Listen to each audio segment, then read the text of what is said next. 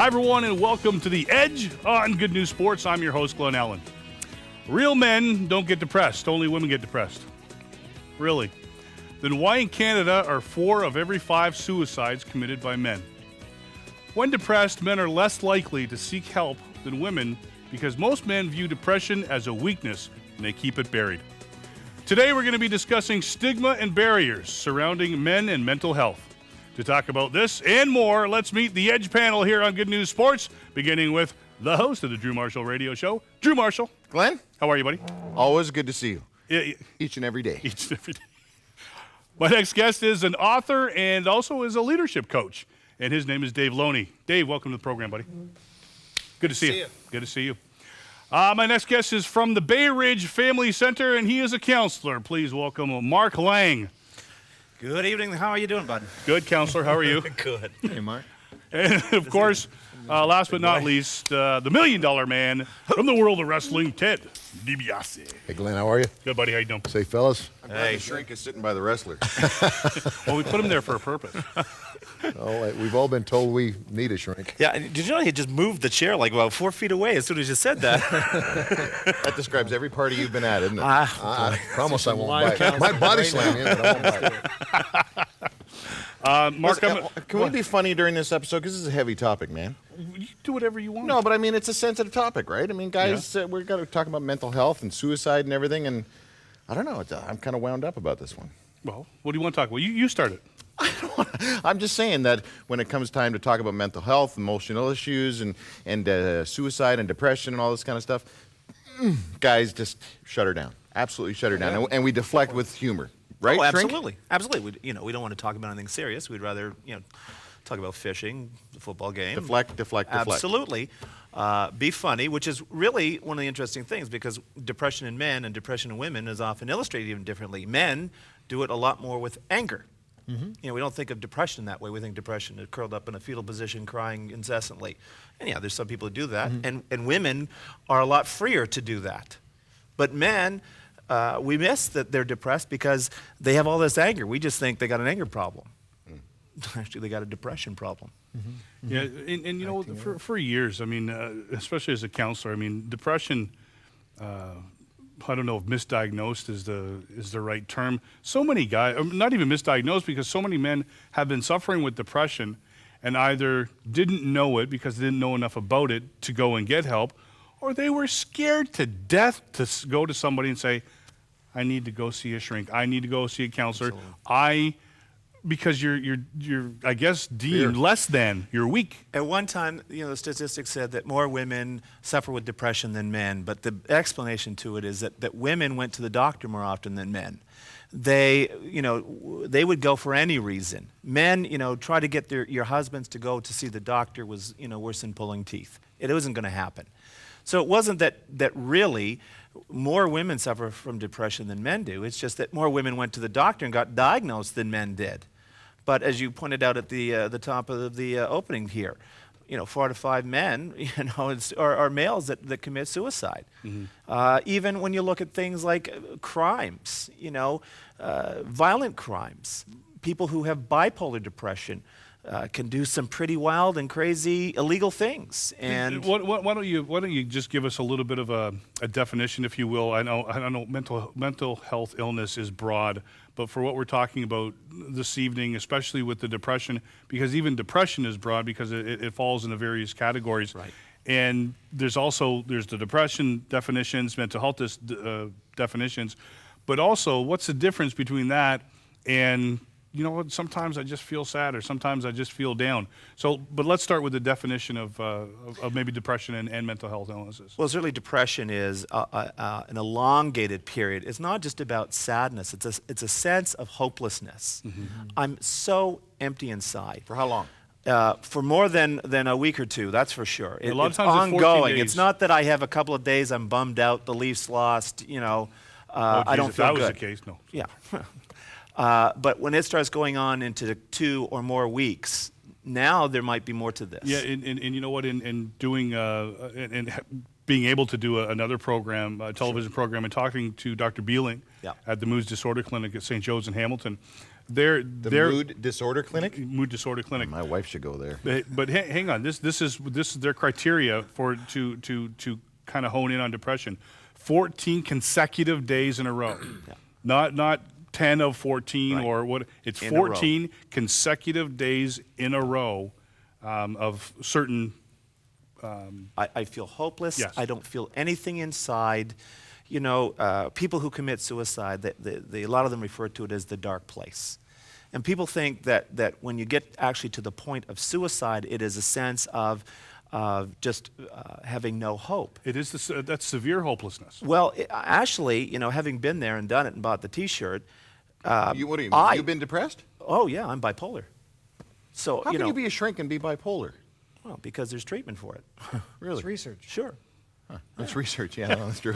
So, you know, in my early day when I made a suicide attempt, you know, I'm here to tell you that at that point, it was not about a matter of feeling hopeless. I had all kinds of hope. I hoped that God would forgive me. I hoped that, you know, I'd wake up in a better place. I hoped that the people left behind me would get on with their lives. I had more hope than I'd ever had.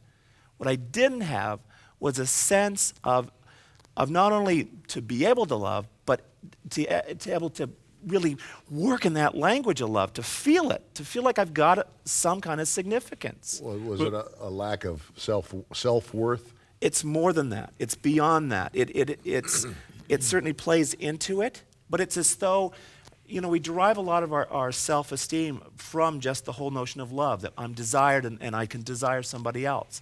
But it's as though that particular element in my life is a foreign language I can't speak. Dave, you wrote the book "Sweating from Your Eyes." It's a book for men on emotional fitness. Mm-hmm. Where does mental health and where do you fit into all this? I wrote the book. It's a little bit of my journey. I took a look at my journal, which is something that I do to help me deal and help me process. I write things down. I take notes, and I kind of swear at the pages as opposed to swearing at my kids. And I took a look at what I was saying over a number of years, and I thought, well, there's some good stuff in here, and I decided to write a book. And ultimately, what I related to was that we need to work out our emotions. We need to, just like we go to the gym, and we need to work those things out. And I was finding myself in what I determined was a can't zone. You know, depression, despondency, kind of downward spiraling into low character emotion. And from that, I'd boomerang up into anger. Outward, and I call that the destructive zone, the D zone. I just boomerang there, and then I'd feel badly because I'd done that, and bang, I'm back down to the can't zone. So I'd be oscillating sometimes on an hourly basis. Masculine up and about down. being angry. Yeah, I got to do something, Yeah. right? But then you feel bad again, and it's how do I get out of that? How do I move out of those two places? And I noticed other people were in those areas as well. How do I get into a quietness Explain of to me, heart? are these things totally mental and emotional, or are they brought on by physical symptoms? Are there like bad diet and stuff? the or- deficiencies in? Caffeine, I'm sure at a certain point in time, caffeine can throw you The answer way is off yes. the wire. Yeah. The answer is Then yes. I'm in 'cause that case. It's a nature and nurture problem. I mean, it's not a brain deficiency. I refer to it as a neuronal deficiency. Your neurons, are the nerve cells, the little gap between one nerve cell to the next puts all this chemical out to send messages back and forth to the brain. The problem is there's not enough chemicals. So the pills that you take put more of that chemical in the body. Right. And that helps it. But also, because it's a nurture problem, it can also be triggered by things like I was abused as a kid, or, you know, my parents were alcoholics, or I was in some traumatic event. I lived in a war-torn country.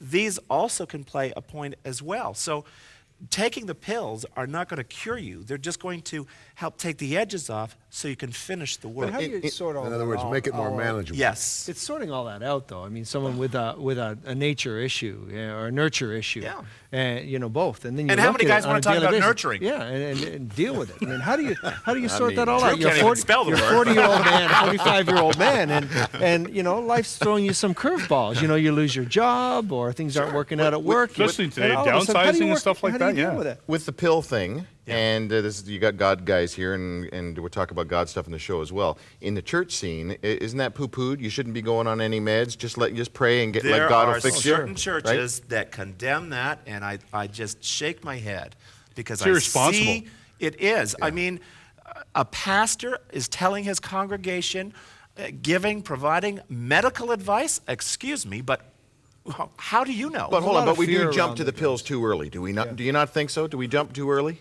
Do you know a doctor that does that? Have you ever, it's the same line as somebody saying, only go to a Bible-believing church. I've yet to walk into a church that didn't believe in the Bible. It might have different interpretations of it. There lies the problem. But we are in a pill-popping generation, are we not? A pill-popping culture? well, certainly the people on the street. My who wanna- emails tell me we're in a pill-popping culture. the people who want to do the recreational drugs are pill poppers. Right. But people with depression and so on and so forth, I mean, we're always looking to medicate. When you look at people who are alcoholics or drug addicts, a lot of time, the problem isn't the drugs, the alcohol. The problem is they have a mood disorder. The drugs, the alcohol, are just their ways of medicating. Yep. A lot of times it's almost like the chicken and the egg thing Sure. as to what's coming first. We have to take our first time out, but when we come back, we're going to continue this talk about men and mental health. More Good News Sports right after this.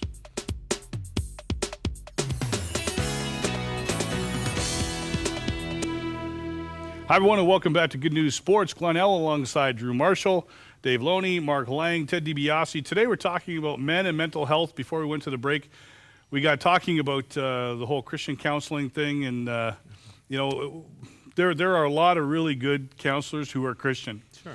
But for those who say, and there's pastors, I believe they're irresponsible in the church. Number one, telling parishioners, get off your medication, God will heal you. I don't not believe for a second that God can heal, God can do miraculous things. Mm-hmm. God also has blessed many people in their professions. Right. And Obviously not some pastors. yeah, well, exactly. But You can't be right all the time. What you're trying to say is God will use the physician exactly. and, Well, you bring and modern medicine. Mark to brings do up it. a great point, and you need open heart surgery. The most talented guy might not be someone who's saved, but you're going to go to him. Absolutely. Absolutely. I need the knowledge base. Are you competent? And again, I just get so frustrated because I have people come into our clinic and they're telling me their pastors, they're saying, you don't need the drugs. They feel shamed in doing that. And Which is part of the stigma.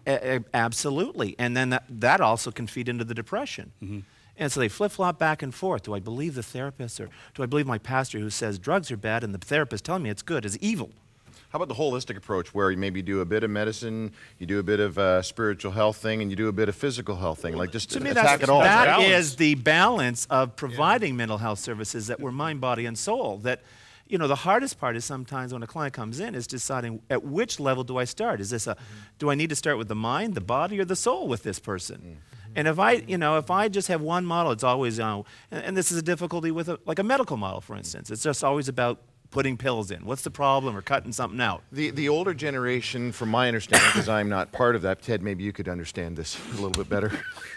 See, I'm tough when I'm sitting over here. You are going to get so body slammed. I can't walk around the table. But the older generation, there was a sort of ignore it, it'll go away, ignore it, that kind of a deal.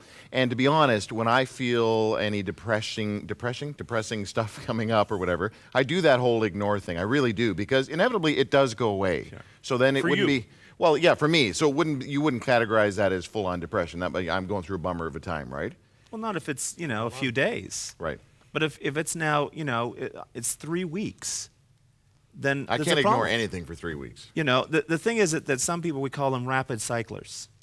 The period that they spend is relatively short, but they could have a lot of them. We used to talk about situational depression. It was famous, university students, he meets her first year, they break up third year, he goes into this depression, and they say, it's just a situation, he's depressed, he'll get through this. But we don't really look at it that way anymore. We look at it as saying depression is like a river underneath this guy all the time. And for him, every once in a while, he's got this hole in the ground called a situation that allows him to feel safe enough to let it out. But nonetheless, the depression is there, and it still needs to be treated like any other depression. Let me ask you this, and you touched on this before the break, and Dave, I want your input on this as well.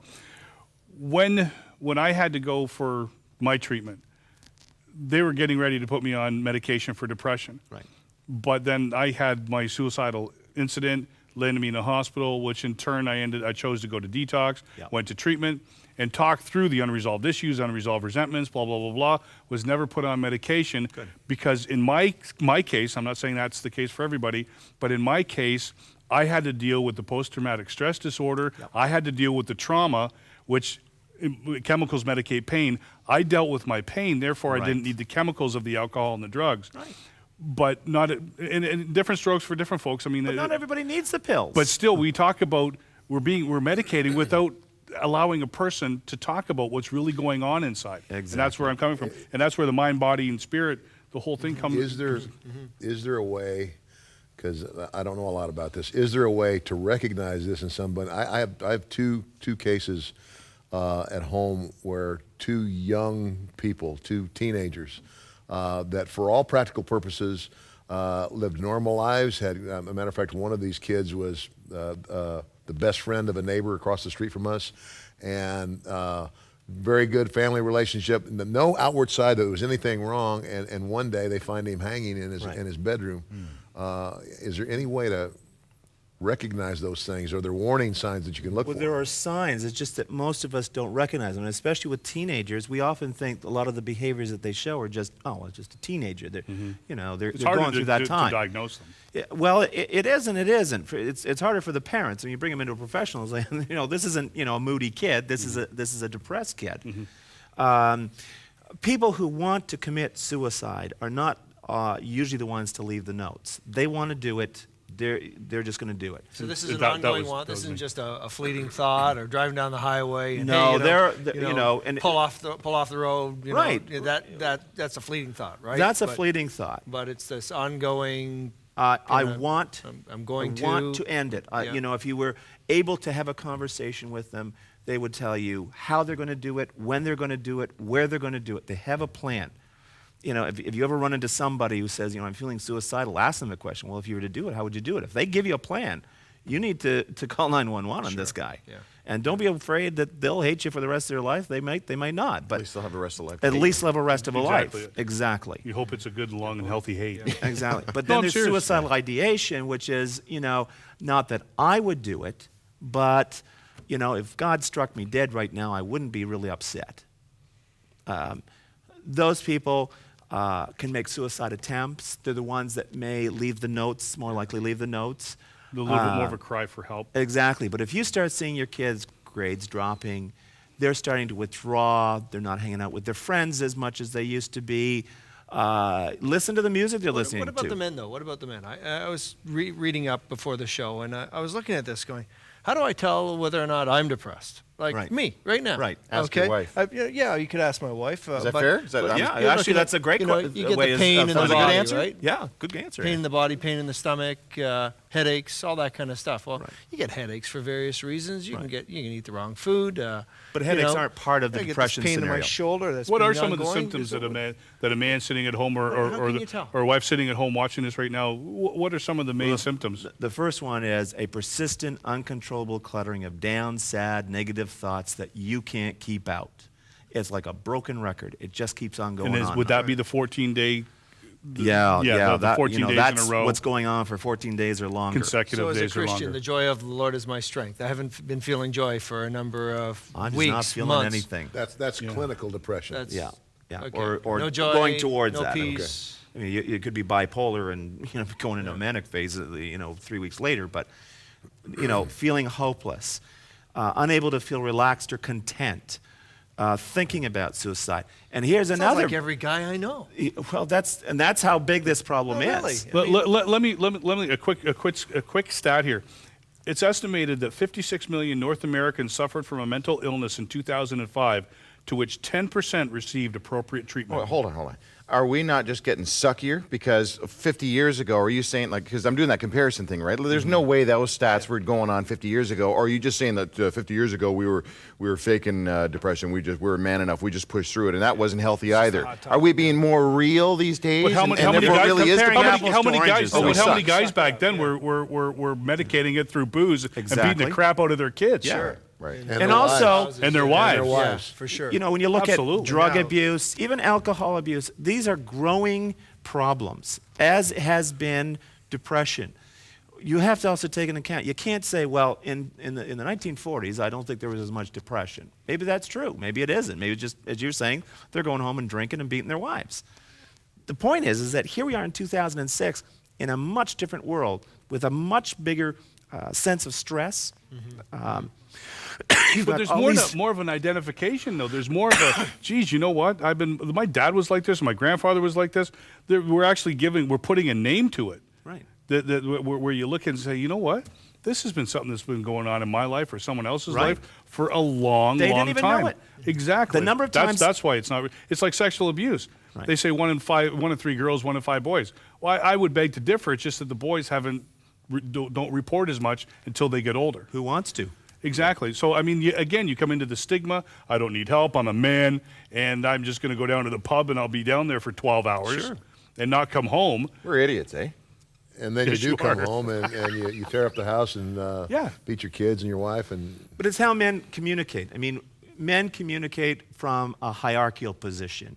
You know, 2 women meet at a cocktail party. It's, what's your name? You got any kids? Where do you live? 2 men meet at a party. Within seconds, what do you do for a living? Okay? And it's already the contest begins.